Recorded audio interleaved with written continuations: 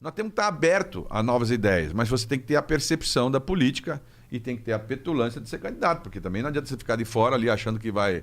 O mundo não vai resolver sozinho, né? Alguém tem que decidir. Você pode até achar um saco esse negócio de política, eu sei que a maioria acha, mas a decisão, se você pode beber, não pode comer, não pode, o teu salário, é sempre uma decisão política.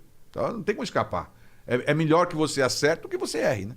Sim. E esse lance de... Isso pra mim é uma das paradas mais importantes que tem nessa sucessão de quem tá no poder, seja da prefeitura ou do governo e tal, que é uma cultura que a gente que vem se perpetuando de não se preocupar muito com o longo prazo. Imagina, eu tô falando, vamos lá, mais especificamente, por exemplo, eu tenho um projeto, aí esse projeto é de tirar os moleques aí da rua de 18 Sim. anos. Ele mesmo falou que o Eu Dória sei. descontinuou, né? Então, Parou. Posso Ele falar, achou que Rafa? era... Desculpa. Então, esse lance de descontinuar projetos que estão dando certo, isso daí é algo que tinha que, na minha opinião, isso eu não sei, é mesquinho, porque mesquinho. eu olho assim e, pô, caraca, o cara parou com aquela parada ali só porque não foi deixar ele. a marca do outro, Só pra não deixar a marca do outro. É muito comum. É claro que é errado. Existem regras que a gente fez no Brasil que é para evitar um pouco isso. Chama-se plano diretor, essas regras de LDO, que é Lei de Diretriz Orçamentária, exatamente para isso, para um programa não ser interrompido no meio do caminho. Mas tem alguns que, quando o cara tem má vontade, ele dá um jeito, ele fala, não tem dinheiro, né? E corta isso, corta aquilo. Agora, por exemplo, nessa história da pandemia, muita coisa foi feita em regime de exceção, fora da regra normal. Porque todo mundo meio que aceitou o fato de que era uma pandemia e tinha que ter regras, digamos, anormais, né?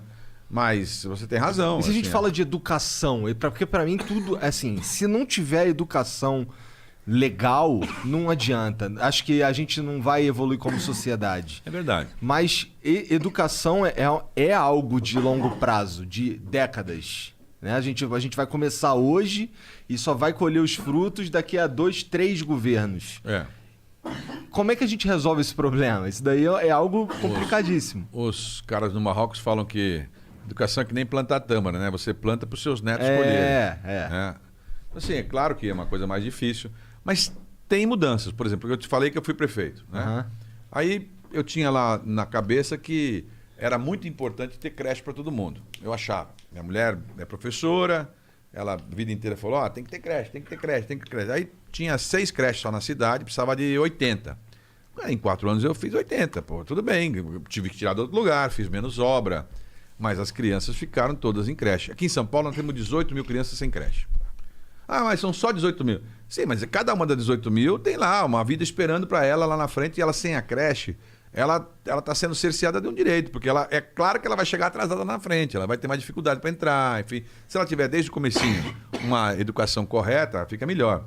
Na educação infantil, que é uma extensão aí da primeira idade e tal, aí a educação de São Paulo, via de regra, ela é boa aqui na capital, ela é boa. A educação infantil, normalmente, nas cidades, ela é muito melhor que a educação mais para frente. Aí no Fundamental 1, ainda continua boa, na maioria das vezes. Às vezes a escola não é moderna, como eu falei, não tem luz digital, não tem um ar-condicionado, a molecada não tem iPad, não tem Wi-Fi, mas você consegue controlar mais os garotos, profissional, enfim, professor. Todos eles aqui em São Paulo estão muito mal remunerados, é verdade, mas o problema começa no Fundamental 2 em diante. Do Fundamental 2 em diante, molecada já não tem mais a perspectiva para onde ele vai. Porque ele fala, vou fazer o Fundamental 2, vou fazer o ensino médio. Primeiro, meu pai não tem dinheiro para pagar a faculdade, então essa chance eu não tenho. Depois, eu não vou passar nem na USP, nem na Unicamp, nem na Unesp, então eu também não vou fazer faculdade. Então, o cara vai meio desanimado pro negócio, entendeu? A gente, quando estava no governo, você vê, em 8 meses, a gente tinha lá uma Universidade Virtual de São Paulo, pouca gente conhecia, chama Univesp. Ela tinha 3 mil alunos à distância, no EAD. Professor da USP, Unicamp e Unesp. Engenharia, 2 tipos de engenharia, matemática, pedagogia, enfim, vários cursos. A gente saiu de 3 mil para 50 mil em 8 meses. Com mais um ano, eu fazia a faculdade para todo mundo do ensino médio do estado de São Paulo. O cara fez escola pública em São Paulo, tem lá um voucher para fazer a faculdade dele. Mas é a distância. Sim, aqui é possível. Porque a gente não consegue fazer uma USP em cada lugar, uma Unicamp em cada lugar, uma Unesp em cada lugar. Mas se o cara tiver a chance, pelo menos, de fazer de graça, ele já, então a minha está garantida, entendeu? Eu tenho essa chance. Já tem um ensino técnico, e tal. você pega as nossas ETECs e FATECs, são super legais, tem muitas ETECs boas. Então moleque, como é que a gente quer fazer aqui em São Paulo?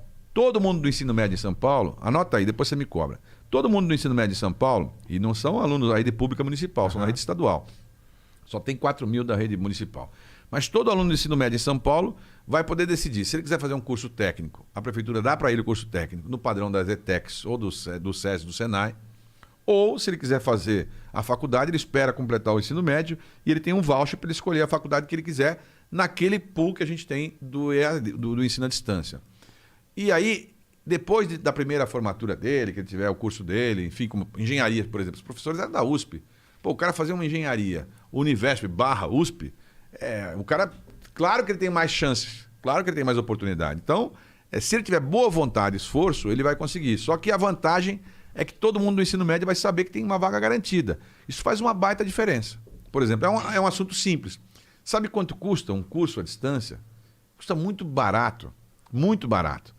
Em relação assim aos cursos presenciais, é um negócio assim escandaloso, porque você grava uma vez só. Você já gravou os professores, né? Claro, ele estava comentando aqui no começo que as aulas não são tão atraentes, porque os professores, às vezes, são mais antigos, não têm aquela capacidade de fazer atraente. Mas aí eu pego um cara como você, ele, enfim, os caras que entendem, falo, transforma isso aqui, a aula do cara, em sendo atraente. E o cara faz. A gente tem, portanto, condições, né, com você conhecendo como é que faz. Você fala, hoje, se você falar assim, Márcio, você está falando que todo aluno do ensino médio vai ter uma vaga de faculdade gratuita? Estou falando. É isso. É simples assim. Porque quem é que é contra isso? Os caras das universidades particulares. A mafiazinha. Claro, porque as universidades particulares, elas vendem. É 150, 130 e tal, mas o cara vende. Então o cara não quer que eu dê de graça uma coisa que ele está vendendo. Até porque o meu vai ter uma qualidade superior à dele. Porque os meus professores são... Agora, os professores da gente já estão pagos. Entendeu? O cara da USP já está pago. Quer dizer, eu dou para ele um plus para ele fazer a aula para gente. Mas ele já está pago. Você teria que pagar toda a produção. A gente já faz isso. Tem uma edição que não é tão barato assim. Não, mas a gente já faz. Em comparação com uma faculdade, a Univesp, eu fiz essas duas engenharias, matemática, pedagogia, a gente gravou na TV Cultura. Montava na estrutura da TV Cultura, pagava para eles faziam. Se você abrir na televisão aqui no canal, nem sei qual é o canal que está hoje aí, mas tem a Univesp lá. Então, assim, você sair de 3 mil para 50 mil, é um avanço, para você ter uma ideia. As universidades de São Paulo, a Unicamp e a Unesp, elas não têm 50 mil alunos. Só a USP tem, acho que 80 mil, 90 mil. Então, assim, em 8 meses... Então, por que não? Se você me deixar 1 ano, 2 anos, eu faço a universidade para todo mundo. Ah, mas o cara quer fazer medicina. Não, medicina não dá para fazer à distância. O cara tem que ser presencial, entendeu? Mas ele pode fazer, por biologia. E depois ele se forma, arruma um emprego melhor e vai fazer medicina, pô. Agora... A primeira chance nós temos que dar pro cara, entendeu? E nada impede do EAD ter aulas presenciais específicas. Ao contrário, a gente contratava laboratórios, porque para cada EAD bem feito, você tem que ter um tutor. E não é colocar todo mundo na aula gravada. Não é só ver a aula gravada. Você tem que ter um tutor que fique monitorando a quantidade de pessoas para ter dúvida online e tal. Então tem um custo, é claro. Mas não dá para comparar com o curso presencial. Tem curso de medicina nosso. Só de estrutura, né, cara? Só de o fato de lugar para dar aula. Tem curso nosso de medicina que custa R$500 mil por aluno por mês na rede pública. Caralho. R$500 mil por mês. Claro, porque, veja bem, nós estamos aqui numa das maiores universidades do mundo, que é a USP. São Paulo tem a maior rede universitária pública gratuita do mundo. Não existe nenhum país do mundo que tenha o tamanho de São Paulo. Nem a China, nem a Rússia, nem em lugar nenhum. O lugar que tem mais universidade público gratuito no mundo é São Paulo. Isso é um mérito nosso, é um mérito do Estado de São Paulo. Pouca gente sabe, mas quando você compra essa garrafa aqui do Philip Mead, né? Aí, boa. Aí, ó, hidromel aqui, um negócio gostoso aqui, que vocês estão aqui com a publicidade deles. Isso aqui você paga, digamos, R$30 a garrafa, 18% é ICMS. No caso de bebida alcoólica, acho que até mais. Então, mas digamos que fosse 18%. Dos 18%, 5% é USP, 2,5% é Unicamp, 2,5% é Unesp, 1% é FAPESP, que é a Fundação de Amparo à Pesquisa, e 3% é Paula Souza. Então, 14% de tudo que você comprar em São Paulo, café, água, tudo, tem 14% de pesquisa. Investimento em pesquisa, estudo. Obrigado por ter assistido mais este corte. E agora eu vou ter que te dar aquela dica monárquica que é o inglês. O inglês é fundamental, cara. Se eu não soubesse inglês, eu não estaria aqui. Isso é muito verdade. Se você acompanha o Flow, você sabe disso. Então, vai aprender inglês, que é muito importante, cara.